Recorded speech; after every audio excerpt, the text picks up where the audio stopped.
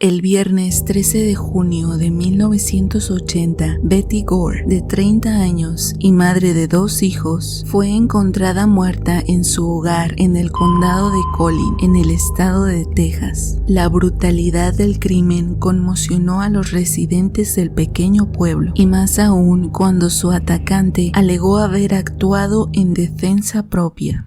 El fluido carmesí salía abundantemente de la herida que ya comenzaba a palpitar. Candy miró su pie izquierdo y ahí, en uno de sus dedos, estaba la prueba de que lo ocurrido no había sido producto de su imaginación. Un momento estaba discutiendo acaloradamente con Betty y al otro, ella yacía muerta a sus pies. Con manos temblorosas, echó a andar su camioneta con rumbo a su casa. Aparcó en la cochera y corrió hacia adentro para cambiarse de ropa y deshacerse de toda la evidencia, curar sus heridas y cambiar sus sandalias de goma por un par de tenis azules. Luego condujo hasta la iglesia para recoger a sus 2 hijos y a la hija de Betty, Alisa, quienes asistían a la escuela bíblica que se organizaba cada año durante el verano. Al llegar, se topó con una de las madres de familia que ya iba de salida. Candy la abordó para comenzar a darle forma a su coartada, comentándole que había estado en casa de Betty, pero omitiendo los detalles escabrosos y añadiendo algunos más que la beneficiaran. Luego de haber abandonado el lugar, otra de las madres de familia no pudo evitar notar que Candy, quien siempre solía usar sandalias durante los veranos, y más con el caluroso clima de Texas, ahora calzaba un par de tenis azules. Ese día en casa de los Gore, el teléfono sonaba cada cierto tiempo, pero nadie contestaba. Alrededor del mediodía, un repartidor pasó a dejar un paquete, pero se retiró minutos después al no obtener respuesta. Cerca de las 4 de la tarde, Alan Gore, que se encontraba en Minnesota por un viaje de negocios, trató de comunicarse nuevamente con su esposa, pero no tuvo éxito. Pensó que tal vez había salido a dar su paseo vespertino con la pequeña Bethany. Ya en la noche, cerca de las 9, Alan llamó a su casa una vez más y al fracasar por enésima vez, se contactó con Richard, el agente que les había vendido su casa y que también era su vecino. Le pidió si por favor podía revisar si Betty se encontraba en su casa. Minutos después, el hombre regresó con una respuesta negativa y sugirió que tal vez la mujer ya se encontraba dormida. Aún inquieto, Alan marcó a casa de los Montgomery para preguntarles si habían tenido noticias sobre Betty ese día. Candy le dijo que la había visto por la mañana, cuando pasó a recoger unas cosas de Alisa para la pijamada, y que luego de un par de minutos se había ido. Incluso se ofreció para ir a revisar si Betty se encontraba bien. Lejos de aceptar, Alan optó por pedirle a sus vecinos, Richard, Jerry y Lester, que forzaran alguna puerta o ventana para ingresar. Al entrar, los hombres se separaron para agilizar la búsqueda. Gritaron el nombre de Betty, pero no hubo respuesta. Al entrar a una de las habitaciones del segundo piso, encontraron a la hija menor de los Gore, Bethany, dentro de su cuna, con la cara roja por el llanto, su pelo enredado y los residuos de su pañal sobre varias partes de su cuerpo. Afortunadamente estaba bien, sin embargo, parecía que no había sido atendida durante varias horas. Uno de los hombres la tomó en brazos y corrió a su casa para llamar a la policía. Los demás siguieron con la búsqueda y cuando uno de ellos abrió la puerta para entrar al cuarto de lavado, la cerró de golpe y a voz en grito exclamó que Betty estaba muerta. No logró ver el cuerpo, pero sí el mar rojo que inundaba las paredes y el piso. Jerry se aproximó para comprobarlo con sus propios ojos. Lo primero que vio fue su brazo izquierdo,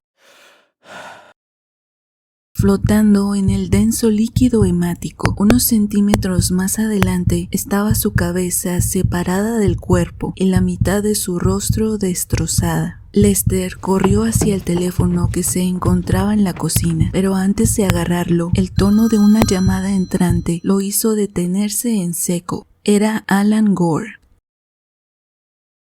Esa misma noche, Candy recibió la noticia por parte de Alan, quien le pidió si podía cuidar a su hija por más tiempo, además de comentarle que la policía pasaría por su casa para tomar su declaración como parte de los procedimientos de rutina. Ella le aseguró que no había problema y además no demoró en expresarle su pesar por lo ocurrido, reiterándole su apoyo incondicional. A la mañana siguiente, los teléfonos no paraban de sonar entre los miembros de la comunidad religiosa a la que pertenecían los Gore. La noticia y las novedades sobre el caso eran el tema principal de las conversaciones. En la escena había sido encontrada una huella de calzado y en la regadera, aparentemente usada por el atacante, se hallaron restos hemáticos y algunos cabellos. Por la tarde, mientras Candy atendía una de las llamadas, con calmada precisión y con la ayuda de unas tijeras de jardinería, presionaba las afiladas hojas contra la superficie de unas sandalias, convirtiéndolas en un desfigurado montón de goma. En cuestión de semanas, Candy se convirtió en una persona de interés y principal sospechosa del caso. La policía la había entrevistado en varias ocasiones, pero la mujer siempre se mantuvo muy hermética. No fue hasta que Alan Gore admitió haber terminado su romance extramarital con Candy alrededor de 7 meses atrás que la policía pudo ligarla más estrechamente al caso, pudiendo ser esto un posible móvil para el crimen, que sin duda alguna tenía un componente emocional por la fuerza excesiva con la que Betty había sido atacada, motivo por el cual Alan había sido el primer sospechoso pensado por la policía. Sin embargo, su coartada era sólida, ya que no se encontraba en la ciudad cuando todo ocurrió.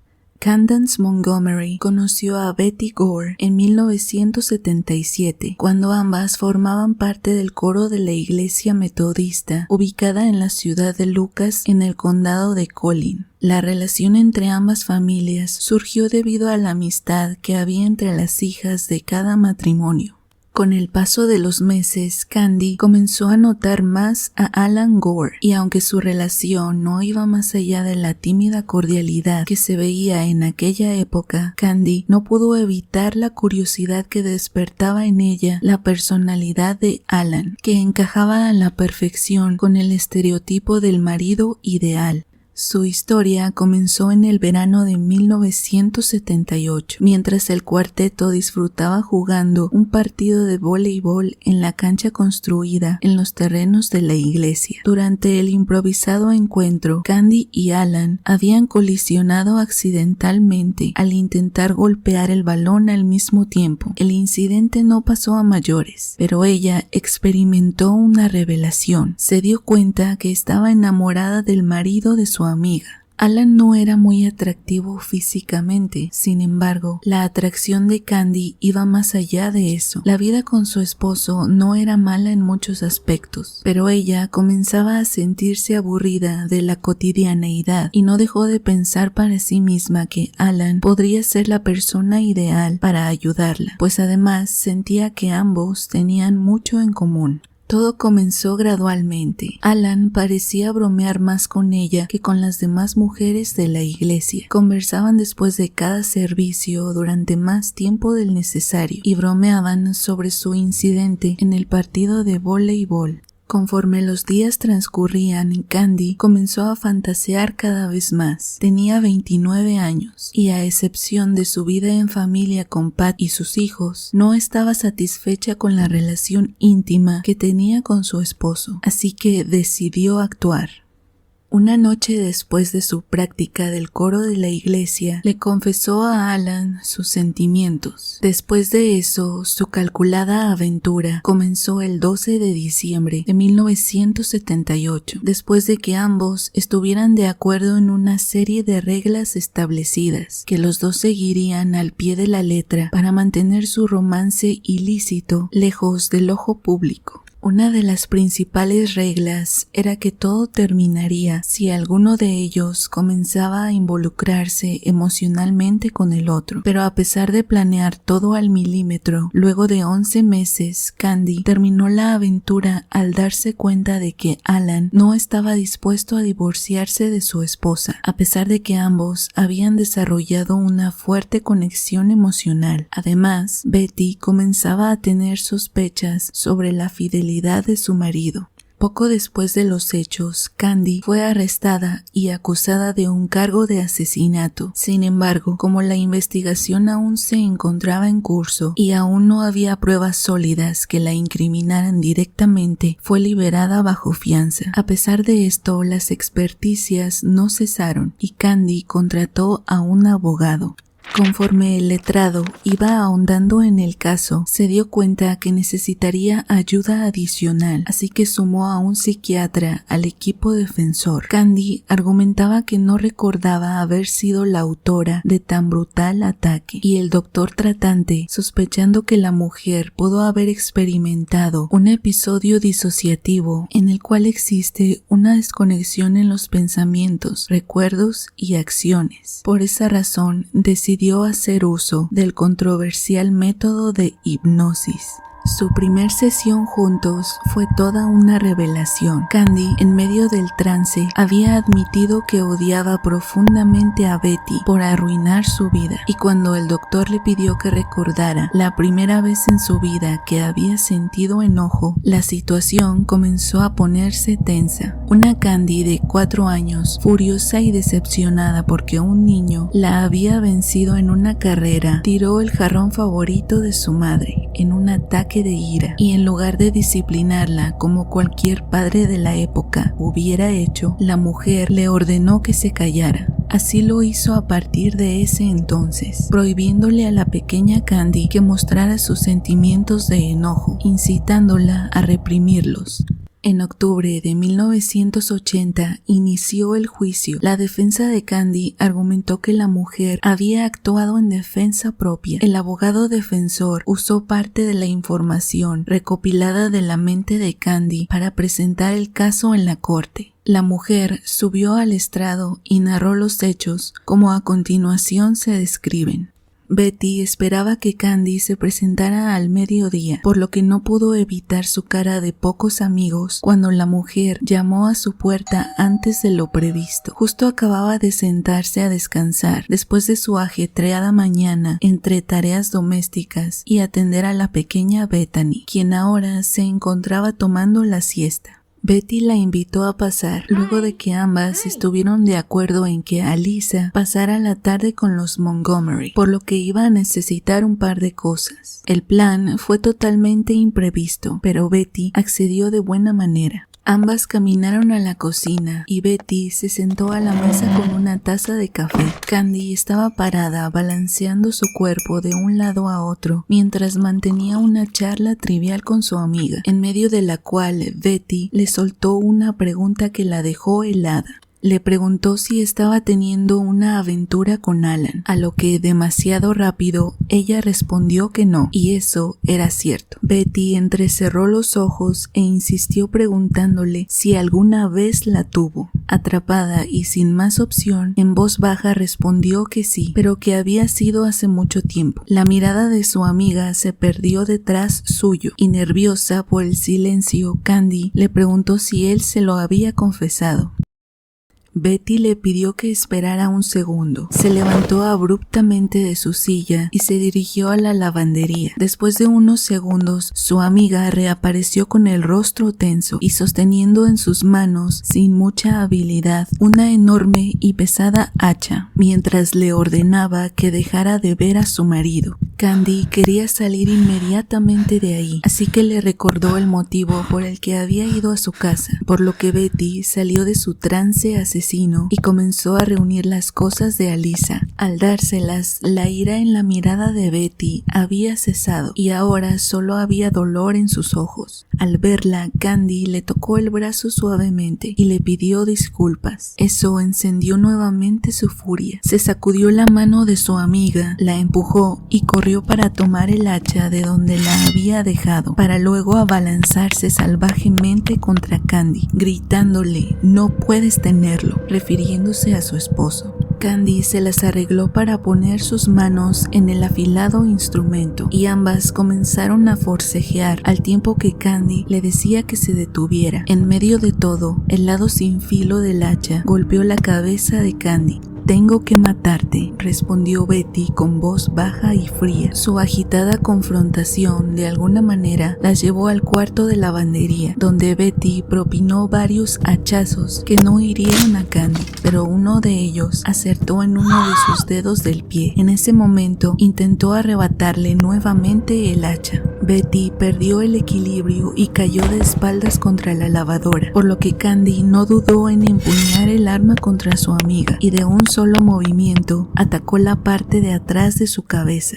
El fluido rojo pronto comenzó a brotar de la herida. Candy tiró el hacha e intentó huir, pero sorpresivamente Betty se abalanzó sobre ella otra vez. Forcejearon, pero debido a la pérdida hemática, Betty comenzaba a debilitarse. Candy la empujó al suelo y corrió hacia la puerta para alejarse. Sin embargo, no pudo abrirla debido al líquido resbaladizo que impregnaba sus manos. Miró a su amiga, que nuevamente estaba de pie y sostenía el hacha mientras la miraba sin emoción alguna. Betty colocó su dedo en sus labios, acompañándolo con el sonido que le indicaba a Candy que guardara silencio. El recuerdo de su madre reprimiéndola detonó la ira de Candy. De manera casi automática, le arrebató el hacha y sin dudarlo, golpeó sus piernas con la parte afilada. Betty trató de levantarse, pero Candy no le daba tregua. En su mirada ya no había pena o remordimiento. Toda su frustración contenida estaba siendo descargada contra Betty. Su ataque terminó cuando estuvo lo suficientemente exhausta como para continuar. En total, fueron 41 veces que el hacha acertó en el cuerpo de Betty, 40 de ellos con su corazón aún latiendo.